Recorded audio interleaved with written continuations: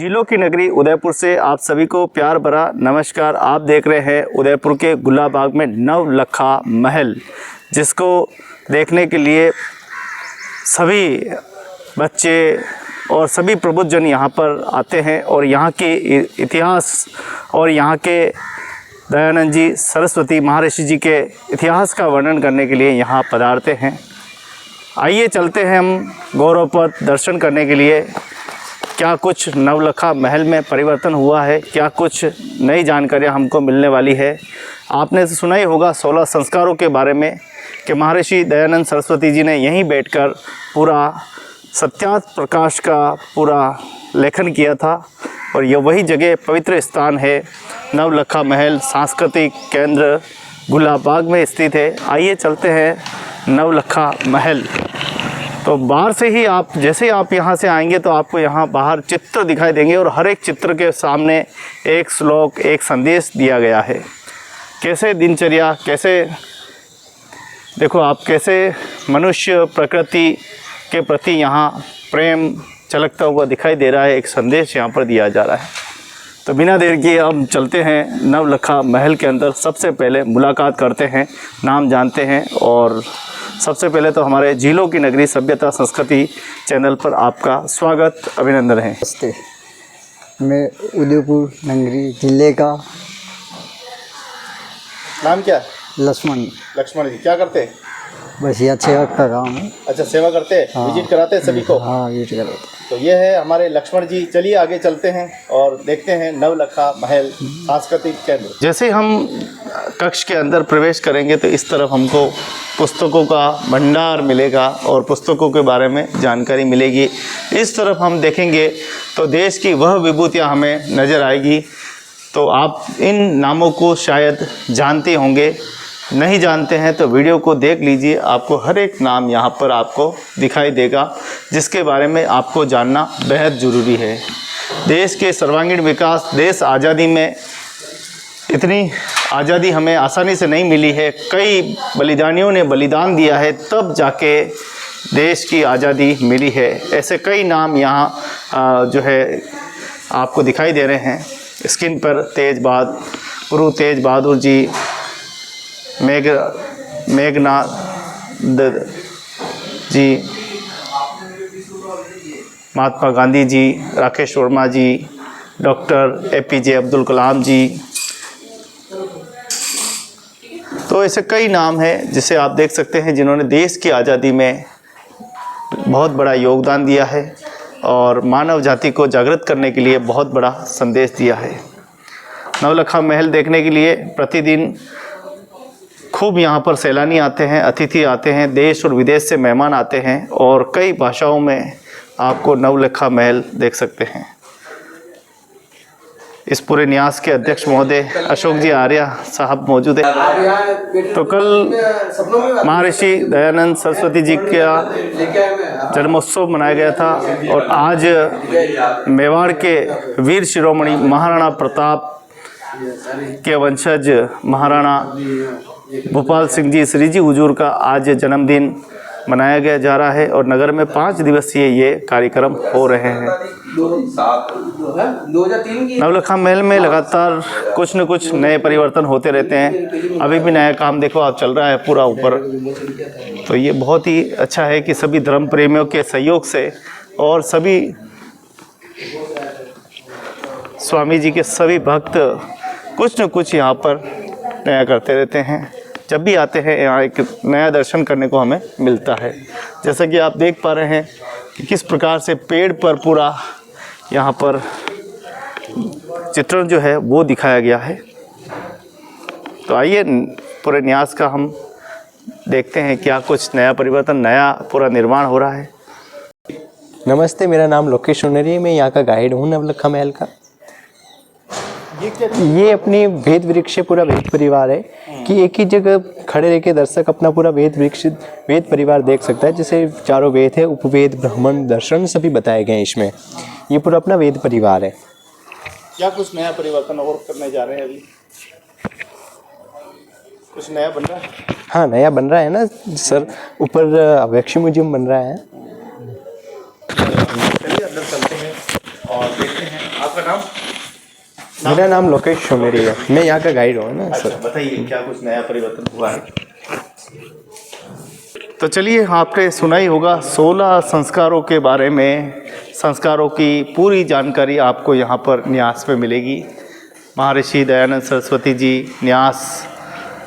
और आपको बता दें कि ये वो न्यास है जहाँ स्वयं महर्षि दयानंद सरस्वती जी ने बैठकर किस प्रकार से न्यास को लिखा और 16 संस्कारों के बारे में, मानवता के बारे में बहुत बड़ा संदेश दिया है, जहां आज व्यक्ति को समझने की आवश्यकता है, व्यक्ति को। और देखिए, न्यास में कुछ नए परिवर्तन भी हुए हैं। यहाँ ये थोड़ा सा ये लगाया गया है ताकि दर्शक जाने वाले सीधे कांच के हाथ न अड़ाए, शायद सुरक्षा की दृष्टि से ये लगाए। सही है ना? हाँ, बिल्कुल सुरक्षा की दृष्टि से ये लगाए गए। तो ये अच्छी बात है, क्योंकि जब बड़ी संख्या में दर्शक आते हैं देखने के लिए तो वो ललायित रहते हैं, हर चीज़ को, हर दृश्य को वो ललायित रहते हैं और कहीं ना कहीं वो पास जाकर हाथ लगाने की कोशिश करते हैं, जिससे थोड़ा सा नुकसान हो सकता है। तो वो कहीं ना कहीं हमको लगता है कि ये अच्छा किया, ये बहुत अच्छी प्रयास है। तो चलिए हम फिर चलते हैं 16 संस्कारों की ओर और अपना ज्ञान वर्धन करते हैं। अब ऐसी भी लगा दी है, वाह पे वाह। तो कल फतेह सागर पर बहुत ही अच्छा जन्मोत्सव मनाया गया। आपको वो दृश्य हम नहीं दिखा पाए, ये हमारी व्यवस्था है। कल हम महाराणा भूपाल सिंह जी जयंती में जो चल रहा है सत्र, उसमें व्यस्त थे, लेकिन आज हम आपको झीलों की नगरी से डायरेक्ट आपको दृश्य दिखा रहे हैं। नवलखा महल साहित्यिक केंद्र, जहां महर्षि दयानंद सरस्वती जी स्वयं विराजे हुए हैं और आज आप स्वयं यहाँ के दर्शन कर रहे हैं। जिस न्यास को आप हमेशा सुनते हैं, लेकिन आज इस न्यास को आज हमारे झीलों की नगरी सभ्यता संस्कृति मेवाड़ चैनल पर देख पा रहे हैं। तो चलिए हम चलते हैं। अशोक जी आर्य साहब, जो कि इस न्यास के अध्यक्ष हैं, उनसे पूछेंगे क्या कुछ परिवर्तन हो रहा है और किस प्रकार से पूरा ये जन्मोत्सव का सत्र बनाया गया।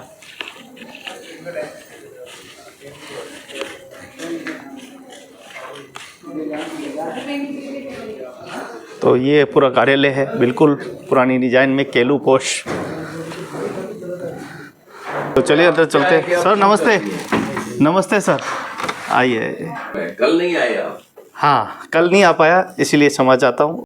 तो सर, झीलों की नगरी सभ्यता संस्कृति मेवाड़ चैनल पर आपका स्वागत है। जी सर, किस प्रकार से इस भक्ति शक्ति और इस संस्कृति की नगरी में महर्षि दयानंद जी सरस्वती जी की जयंती मनाई गई? पहले तो सभी दर्शकों को मेरी नमस्ते। और कल महर्षि दयानंद जी महाराज की 200वीं जयंती थी। एक बहुत बड़ा लैंडमार्क था और इसको एक नए रूप में, ताकि युवा शक्ति महर्षि दयानंद के विचारों से प्रेरणा ले सके, हमने फतेह सागर पर रन फॉर ट्रुथ इसका आयोजन किया था। हो सकता है दर्शकों के मन में ये बात आई हो आप लोगों के कि रन फॉर ट्रुथ क्यों रखा है इसका नाम। तो मैं निवेदन करना चाहता हूँ कि महर्षि दयानंद का व्यक्तित्व बहुआयामी था, उससे बहुत सारी प्रेरणाएं हम ले सकते हैं, परंतु एक चीज़ उनके जीवन में मिलती है कि असत्य से उन्होंने समझौता कभी भी किसी भी कीमत पर नहीं किया। यहाँ उदयपुर की घटना थी।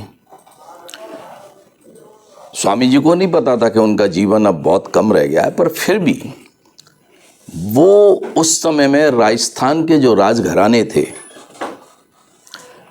और उनमें भी विशेषकर महाराणा प्रताप के जो वंशज थे, उनसे आशा रखते थे कि वो, नमस्ते जी विराजे, कि वो देश को नई दिशा देने का जो उनका अभियान था उसमें बहुत कारगर सिद्ध होंगे।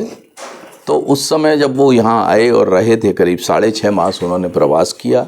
अपना प्रसिद्ध ग्रंथ सत्यार्थ प्रकाश का प्रणयन उन्होंने यहीं पर संपूर्ण किया। तो एक दिन महाराणा जी उनसे बोले कि स्वामी जी महाराज, आप केवल इतना करें कि पार्थिव पूजा का खंडन न करें, आप समर्थन भी न करें, आप पार्थिव पूजा करें भी नहीं, केवल इतना करें कि उस पर मौन रह जाएं, उस प्रश्न पर आप। तो और कोई होता तो क्या सोचता कि मैं किससे बात कर रहा हूँ, ये यहाँ का महाराणा है, नाराज़ हो गया तो क्या होगा, ऐसा होगा तो क्या होगा, वैसा क्या होगा। पर स्वामी जी ठहरे निर्भीक सन्यासी। वो तो खुद अपने बचपन में दुनिया भर के ऐश्वर्य को लात मार करके आए थे। उन्होंने कहा कि महाराणा, अगर आपके आदेश को मैं न मानूं, आपकी बात को न मानूं और आप मुझसे नाराज़ हो जाएं तो मैं क्या करूँगा। आप कहेंगे मेरे राज्य से निकल जाइए, मैं एक दौड़ लगाऊंगा, एक दौड़ में आपके राज्य से बाहर निकल जाऊंगा, परंतु ईश्वर की आज्ञा नहीं मानूंगा, क्योंकि वेद जो है वो ईश्वर का ज्ञान है और वेद में जो लिखा है उसको अगर मैं नहीं मानूंगा तो मैं ईश्वर के राज्य से कहाँ बाहर जाऊंगा। तो महाराणा जी ने बाद में ये कहा स्वामी जी से कि मैं तो बस जरा आपकी परीक्षा ले रहा था कि आप सत्य पे कितने दृढ़ हैं, जो भी कुछ हो।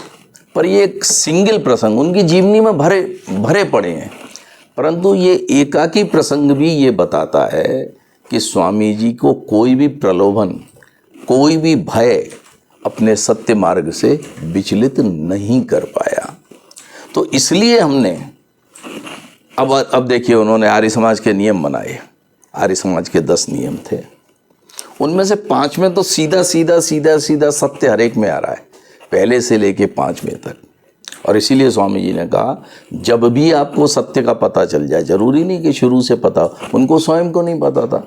14 वर्ष तक पार्थिव पूजा पिता के साथ करते ही थे ना, परंतु 14वें वर्ष की जो शिवरात्रि थी उसमें जब उन्होंने जो कुछ देखा, और श्रद्धा इतनी विचित्र और इतनी गहरी थी उनके अंदर कि पुजारी जी सो गए, पिताजी सो गए, सारे भक्त सो गए, परंतु मूल शंकर जो जाग रहे थे, क्योंकि वो शिव के दर्शन करने थे। पर जब वो चूहों वाला कांड उन्होंने देखा तो फिर एक क्षण भी रुके नहीं। यही उनके व्यक्तित्व की विशेषता थी, एक क्षण भी नहीं रुके। उसी समय पिताजी को जगाया, एक्सप्लेनेशन बताइए ऐसा क्यों है। पिताजी क्या कहते, बोले सच्चे शिव तो कैलाश पे रहते हैं। तो पिताजी बस मैं उन्हीं सच्चे शिव को प्राप्त करूंगा जो कैलाश पे रहते हैं। और उसी क्षण पिता के मना करने पर भी मंदिर से जाकर के माँ के पास घर पे पहुँच गए और खाना खा के व्रत भी भंग कर दिया और जाकर के सो गए। तो अब वो वहाँ गए मथुरा में। आप सोचिए जरा, बिरजानंद जी के पास पढ़ने के लिए। बिरजानंद जी ने पूछा, भाई क्या पढ़े हुए हो अब तक। उन्होंने बता दिया, ये पुस्तकें पढ़े हूँ और ये मेरे पास कुछ बड़े मुश्किल। आप सोचिए, आज तो किताबें हम मंगा लेते हैं अमेजोन से और इनसे। उस समय 16 से ज़्यादा वर्षों तक घूम घूम करके स्वामी जी ने जो पांडुलिपियाँ इकट्ठी की थी, गुरुजी कहते हैं इनको बहा दो, भूल जाओ जो अब तक पढ़ा है। अब आप सोचिए, निष्ठा और सत्य के प्रति उनकी जिज्ञासा, फेंक दी जमुना में और कह दिया, गुरुजी मैं भूल गया अब तक का, आप पढ़ाइए मुझे, मैं आपके आर्ष ज्ञान का अभिषेक हूँ, मैं उसे पढ़ना चाहता हूँ। तो ये जो चीज़ें हैं, अब जैसे कलकत्ता गए वो, तो वहाँ उस समय तक स्वामी जी कॉपीन पहनते थे, केवल लंगोटी पहन, जैसे सन्यासियों की परंपरा होती है केवल लंगोटी पहनते थे। अब वहाँ पर उनको प्रार्थना समाज के लोगों ने कहा, केशव चंद्र सेन ने विशेष रूप से, कि स्वामी जी अगर आप 2 काम करें। अच्छा, संस्कृत में संभाषण करते थे, यद्यपि उनकी संस्कृत बहुत सरल होती थी, आम व्यक्ति की समझ में आने की संभावना रहती थी, पर उन्होंने कहा कि अगर आप पूरे कपड़े पहने और हिंदी में भाषण करें तो ज़्यादा लोगों को लाभ होगा और महिलाएं भी आ सकेंगी, या मतलब उस आपकी एक्सेप्टेंस उस रूप में ज़्यादा समाज और सोसाइटी में होगी। आप देखिए, एक क्षण नहीं लगाया स्वामी जी ने। परंपराएं महत्व तो नहीं रखती थी उनके आगे ये था कि जो मैं दर्शन देना चाहता हूँ वो ज़्यादा से ज़्यादा लोगों तक पहुँचे। उन्होंने पूरे कपड़े पहनने प्रारंभ कर दिया, उन्होंने हिंदी में बोलना प्रारंभ कर दिया। न केवल हिंदी में बोलना प्रारंभ कर दिया, संस्कृत के उस महान पंडित ने अपनी सारी पुस्तकें हिंदी में लिखी। और सबसे बड़ा काम जो किया, जो संसार में आज तक किसी ने नहीं किया, वेदों के या तो संस्कृत में भाष्य हुए और या वेदों के भाष्य इंग्लिश में हुए, परंतु स्वामी दयानंद सरस्वती ने अपना भाष्य हिंदी में कर दिया। संस्कृत में तो किया, पर संस्कृत के साथ हिंदी में कर दिया। तो जो लोग कहते हैं ना वेदों में क्या है, आइए हमारे यहाँ नवलखा महल सांस्कृतिक केंद्र उदयपुर में, यहाँ सारे वेदों का भाष्य, चारों वेदों का भाष्य हिंदी में उपलब्ध है। ले जाइए, पढ़िए। और वैसे भी प्रत्येक भारतीय को अपने घर में जो स्वयं ईश्वर का ज्ञान है वेद, उसको प्रतिष्ठित तो करना ही चाहिए, उसको रखना तो चाहिए ही, ताकि समय मिलने पर कभी न कभी जब रखेगा तो पढ़ेगा भी, जब पढ़ेगा तो ईश्वर की क्या आज्ञा है इससे परिचित भी होगा। तो इन सब चीज़ों को मैंने जो आपके समक्ष कहा, इनको एक सूत्र में बांधते हुए हमने ये रन फॉर ट्रुथ का आयोजन किया। वहाँ यज्ञ भी हुआ। डॉक्टर आनंद गुप्ता जो IMA के प्रेसिडेंट हैं, रावेली ग्रुप के निदेशक हैं, वो एज ए चीफ गेस्ट वहाँ आए हुए थे। और बड़ा सुंदर फतेह सागर का प्रातःकालीन मनोरम दृश्य, और उसमें सर्वश्रेष्ठ कर्म यज्ञ का संपादन, और छोटे से लेकर के वृद्ध तक सारे रन फॉर ट्रुथ की टी-शर्ट पहन करके जब निकले तो एक अलग ही समा बन गया।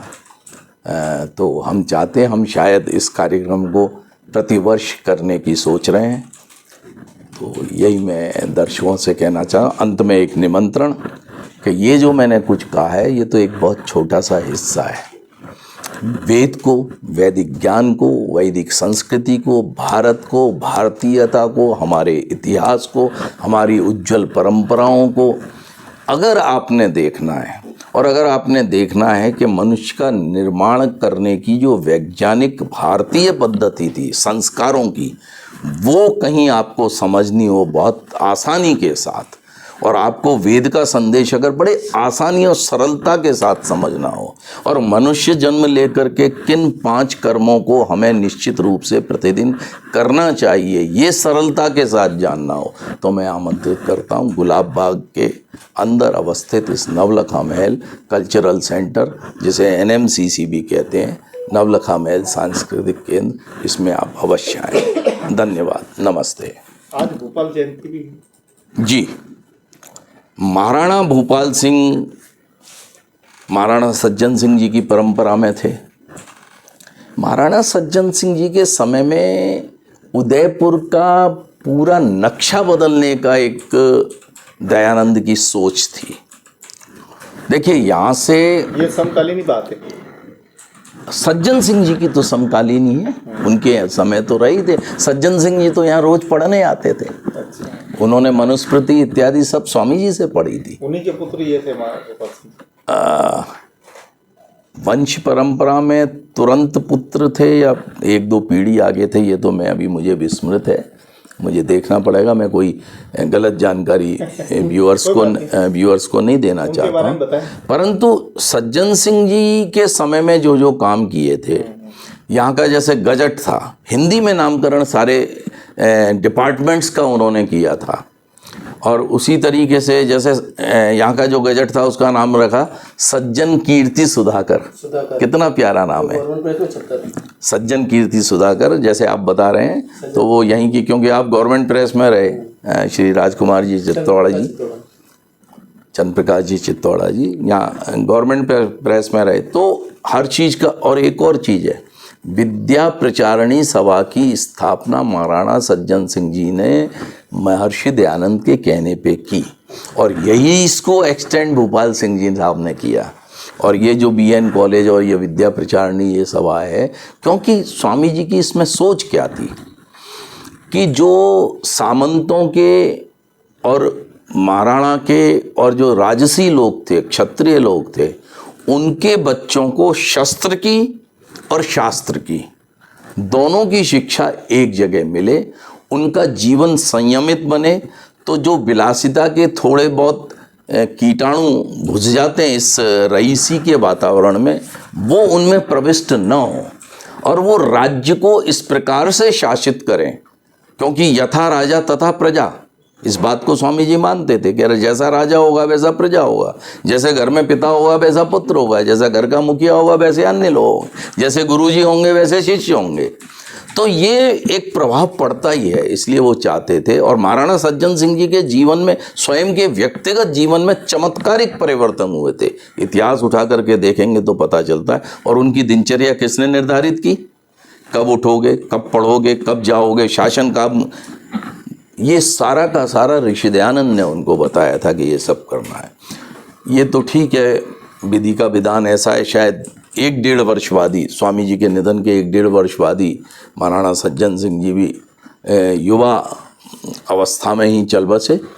वरना मुझे लगता है कि आर्य समाज का, वैदिक संस्कृति का, वैदिक दर्शन का उदयपुर के मानस पटल पे बहुत बड़ा स्थान होता।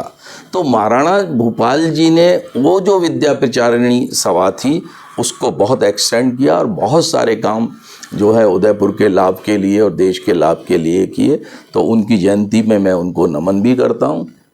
एक बार फिर दर्शकों को बहुत बहुत नमस्कार। आज के समाज को क्या परिणाम लेके, आपको क्या लगता है कि आज के समय व्यक्ति भटक गया है, इसमें जमाने में गलत दिशा में जा रहा है ना? वो तो बिल्कुल ठीक बात है। व्यक्ति भटक गया, समाज भटक गया, शासक भटक गए, उसका कारण है, कारण ये है कि आज हमारी सोच केवल भौतिक संसाधनों पर सिमट करके रह गई है। आप देखेंगे देश में मान लो एक शासन है तो दूसरा जो विपक्ष में बैठा हुआ दल है किसकी बात करेगा? बेरोजगारी की बात करेगा, रोटी की बात करेगा, मकान की बात करेगा। ये सब चीज़ मैं ये कहना नहीं चाह रहा हूँ कदापि भी कि आवश्यक नहीं है, बिल्कुल आवश्यक है और शुद्धतम रूप में मिलने चाहिए।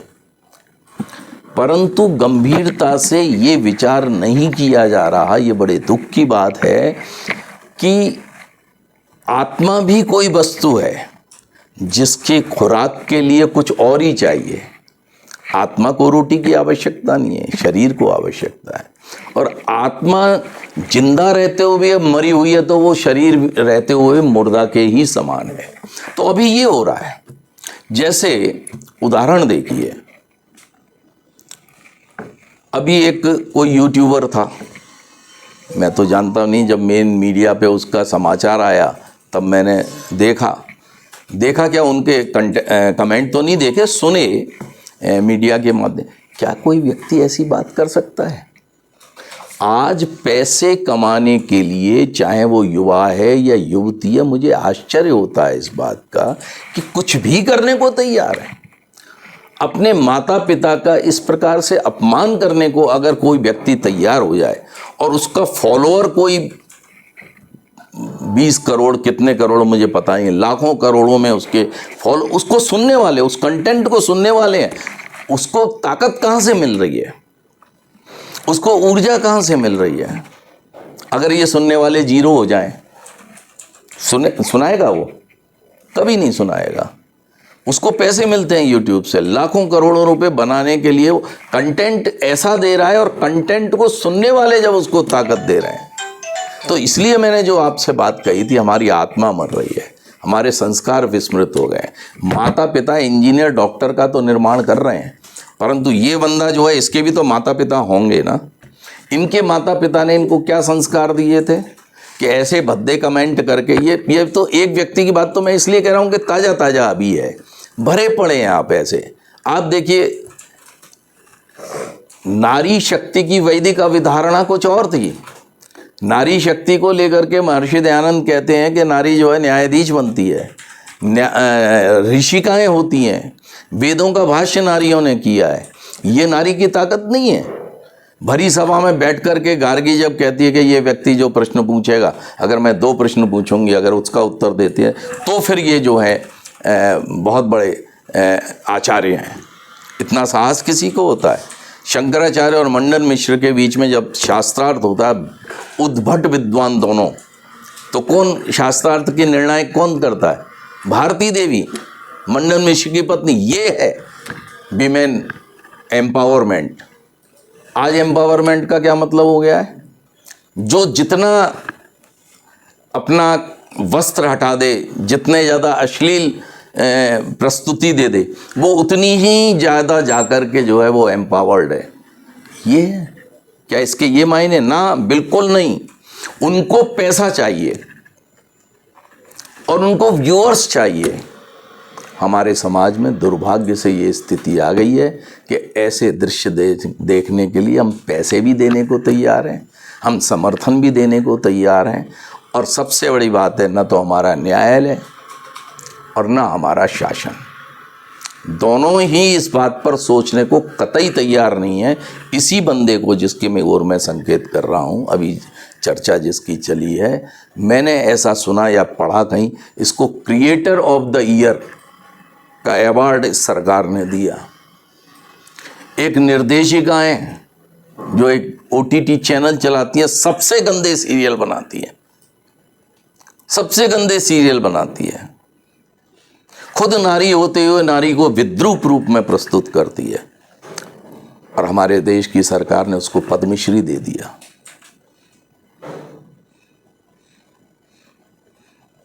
क्या चाहते हैं हम? क्या ये लोग समाज को ले जाएंगे? क्या ये युवा पीढ़ी को सही रास्ता दिखाएंगे? कतई नहीं। तो आपने जो प्रश्न पूछा, मैं अति संक्षेप में इसका यही है कि निश्चित रूप से भौतिक संसाधन चाहिए, और वेद तो खूब कहता है ऐश्वर्य का संपादन करो, ऐश्वर्य का, परंतु धर्म और मर्यादा की अंकुश उसके साथ लगा देता है। ये है वेद का विचार। आज इसे फैलाने में बहुत कम लोग कार्य कर रहे हैं। आपके उदयपुर में नवलखा महल सांस्कृतिक के निश्चित रूप से वेद के इस विचार पर काम कर रहा है। युवा कैसे तैयार किए जाएं, वो किस प्रकार के, उनकी मानसिकता कैसी हो, वो तैयार करने का काम कर रहा है। तो पुनः आपको आमंत्रण है। क्या लग रहा है 200 सालों में भी हम यहाँ तक पहुँचे हैं, आगे भविष्य क्या रहने वाला? आप क्या सोचते हैं कि आने वाले 100 साल में क्या होने वाला है? क्या संस्कृति जीवित रहेगी? क्या ये नवलखा महल स्वरूप में रहेगा? क्या लोग यहाँ इसकी प्रेरणा लेंगे? क्या लग रहा है? बिल्कुल। देखिए, दो बातें हैं। एक तो व्यक्ति को सदैव आशावादी रहना चाहिए, और अगर इतिहास को हम छान करके देखते हैं, एक समय ऐसा था, अब मैं इसी पर आता हूँ, वाम मार्ग, खाओ पियो मौज करो, खाना बदोश, ऋणम कृत्वा, नहीं, ऋणम कृत्वा घृतम पिबेत, ये फिलॉसफी बनाई एक तरफ, यानी ऋण लेकर के खूब खाओ पियो, और चुकाने का कोई मतलब ही नहीं है, उसको चुकाओ मत, आए तो डंडा मारो उसको। पीत्वा पीत्वा पुनः पीत्वा, मतलब तब तक पियो यावत पतित न भूतले, जब तक गिर नहीं जाओ। इसको मत के नाम पे, दर्शन के नाम पर इसी देश में चलाया गया। पंचमकार, जिसमें कोई किसी की माता नहीं है, कोई किसकी बहन नहीं है, बस आइए डालिए, कोई किसी के साथ जो है व्यक्तिगत संबंध बना सकता है। ये भी इस देश में न केवल चला, जबरदस्त चला। और ये वो काल था कि इस सब वातावरण में कवियों ने अपनी कल्पनाएं जो हैं वो रसमय कर दी।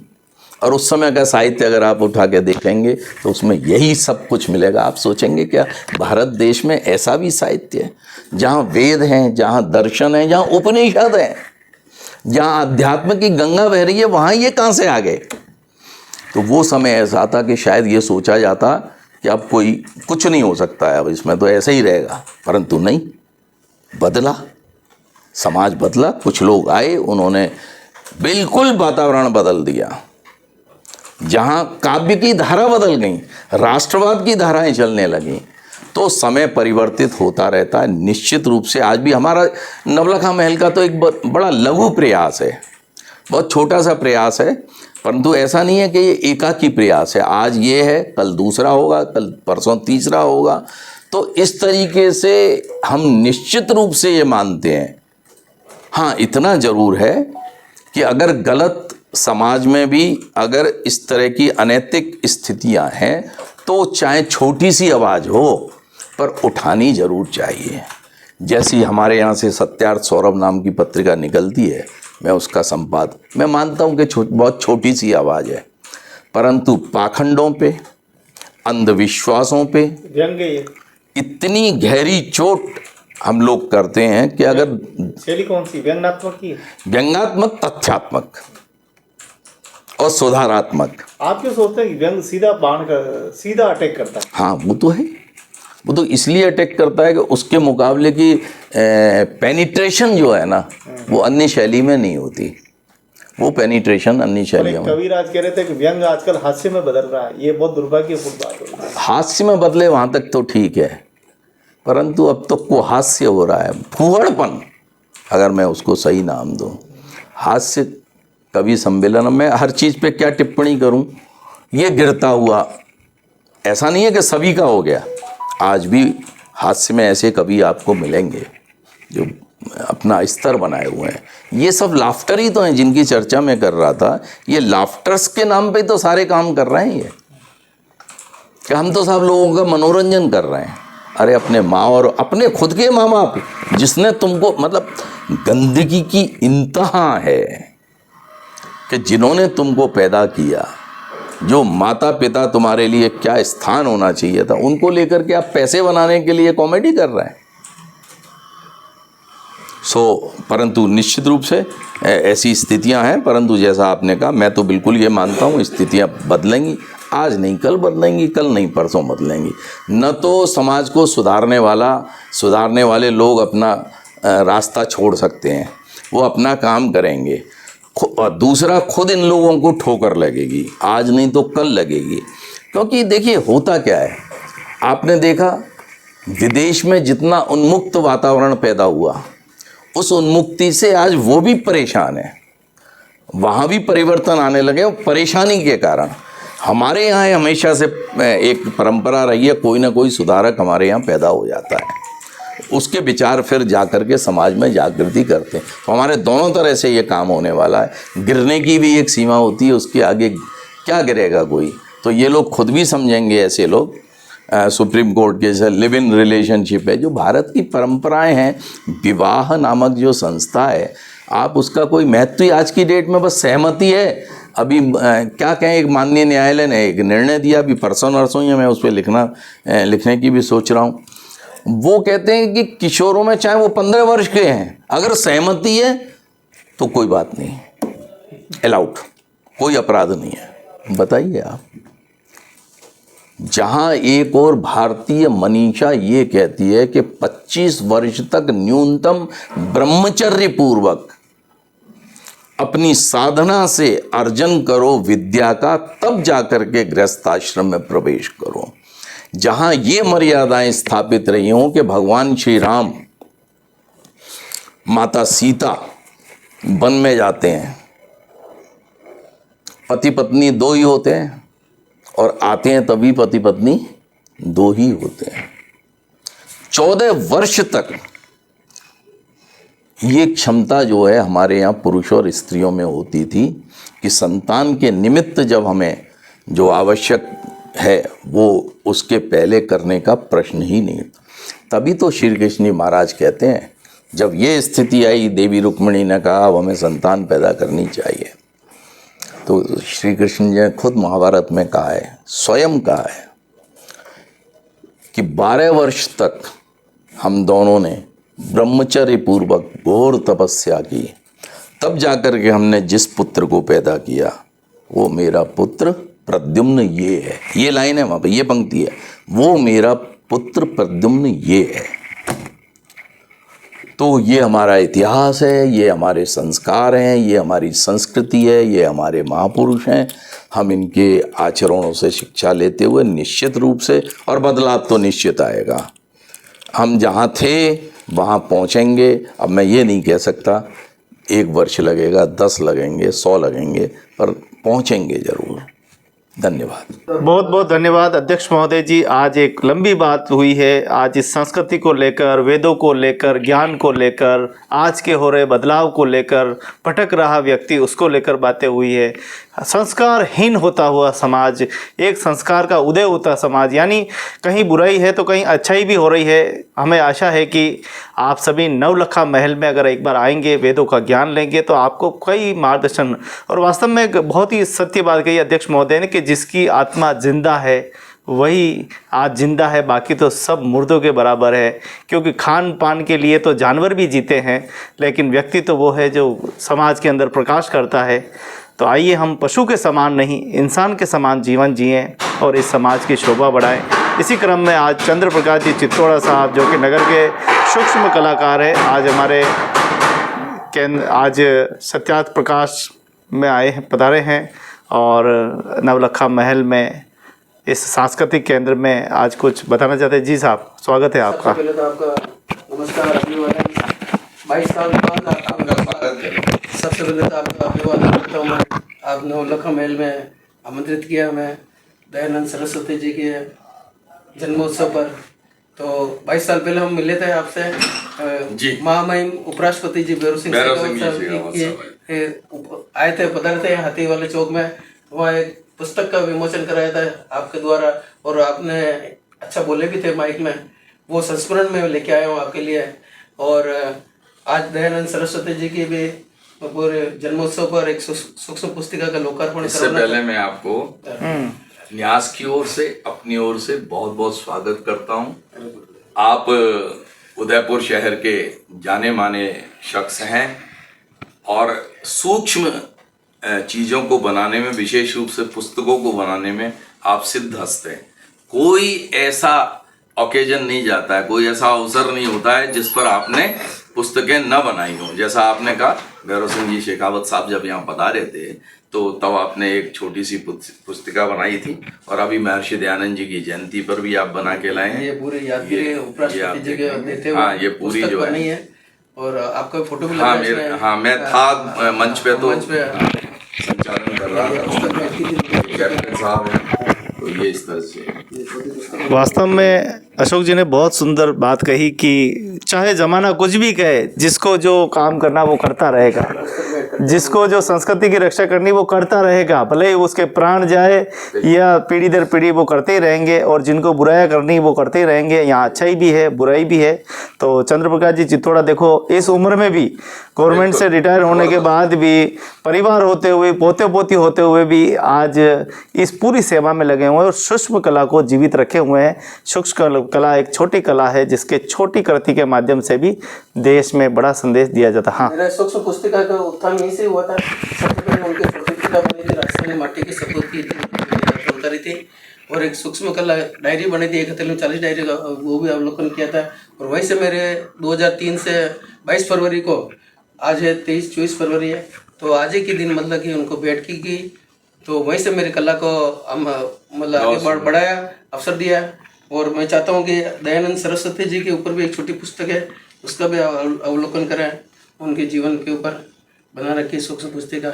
ये देखिए, महर्षि जी का चित्र है ऊपर, और फिर ये जो आपने बनाई है बहुत छोटे छोटे, ये अखबारों की कटिंग है। नहीं, किताब की पुस्तक की कटिंग है। इससे देख सकते तो इसको पढ़ने के लिए तो मुझे चश्मे की भी नहीं, लेंस की ही आवश्यकता पड़ेगी।